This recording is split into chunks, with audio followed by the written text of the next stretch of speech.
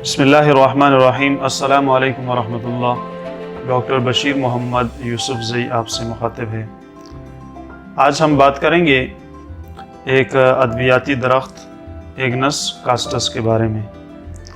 Agnes casts مردانہ کمزوری اور عورتوں کے بانجھ پن کے لیے مشہور دوا ہے۔ کثرت جماع سے اور جنسی بے اعتدالی کی وجہ سے وقت سے پہلے بڑھاپا اور مردانہ کمزوری اس میں نمایاں ہوتی ہے۔ مردانہ کمزوری کے ساتھ اعصابی کمزوری اور مریض کے اندر خود اعتمادی کی کمی ہوتی ہے اور یادداشت کمزور ہو جاتی ہے۔ زندگی سے نا امید ہو کر خودکشی کا مریض سوچنے لگتا ہے اور خودکشی کا رجحان پایا جاتا ہے۔ دماغی کمزوری کے ساتھ بدحواسی رہتی ہے اور جنسی عضو اور خصیے ٹھنڈے ہو جاتے ہیں۔ استادگی نہیں رہتی، بار بار سوزاک ہونے کی وجہ سے کمزوری رہتی ہے۔